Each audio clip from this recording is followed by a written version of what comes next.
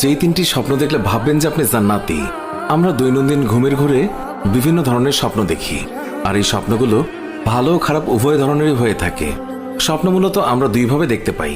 একটা হলো আমরা যখন ঘুমিয়ে থাকি তখন শয়তান আমাদেরকে অনেক ধরনের স্বপ্ন দেখায়, যেই স্বপ্নটা মূলত শয়তানের কারণে দেখা হয়।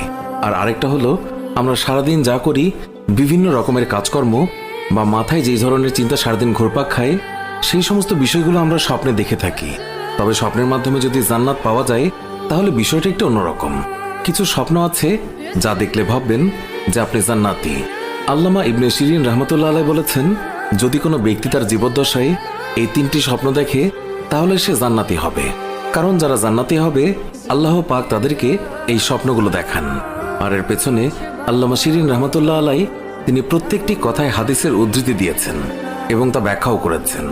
রাসূলুল্লাহ সাল্লাল্লাহু আলাইহি ওয়াসাল্লামকে স্বপ্নে দেখলে, কারণ রাসূলুল্লাহ সাল্লাল্লাহু আলাইহি ওয়াসাল্লাম বলেছেন, যে ব্যক্তি আমাকে স্বপ্নে দেখলো সে যেন আমাকে বাস্তবে দেখলো, কেননা শয়তান কখনো আমার সুরত বা আকার আকৃতি ধারণ করতে পারে না।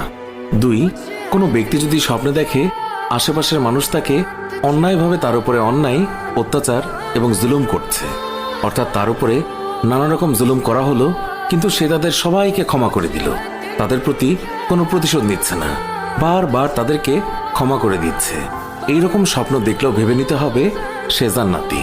আল্লাহ তাকে ভালোবাসেন তাই এই স্বপ্ন দেখাচ্ছেন। অবশ্যই তাকে বাস্তবেও এইরকম হতে হবে যেই রকমটা সে স্বপ্নে দেখে। 3, যেই ব্যক্তির মা বাবা জীবিত অথবা মৃত কিন্তু সে স্বপ্নে দেখছে যে সে তার মা বাবার খিদমত করছে, সেবা করছে, তার মন প্রাণ উজাড় করে সে তার মা বাবার হক আদায় করছে, তার মানে আল্লাহ তাআলা তার উপরে সন্তুষ্ট আছেন। আল্লাহ তাআলা যাদেরকে ভালোবাসেন, যাদের উপর সন্তুষ্ট হন, তাদেরকে এই জান্নাতের স্বপ্নগুলো দেখান। এই জন্য আমাদের বেশি বেশি করে দরুদ পাঠ করতে হবে, সব সময় পাক পবিত্র অবস্থায় থাকতে হবে। এছাড়াও রাতের বেলা ঘুমানোর আগে পাক পবিত্র হয়ে অর্থাৎ ওযু করে ঘুমাতে হবে, তাহলে আল্লাহ তাআলা তাকে এই তিনটি স্বপ্ন দেখাতে পারেন। আল্লাহ তাআলা আমাদেরকে বোঝার তৌফিক দান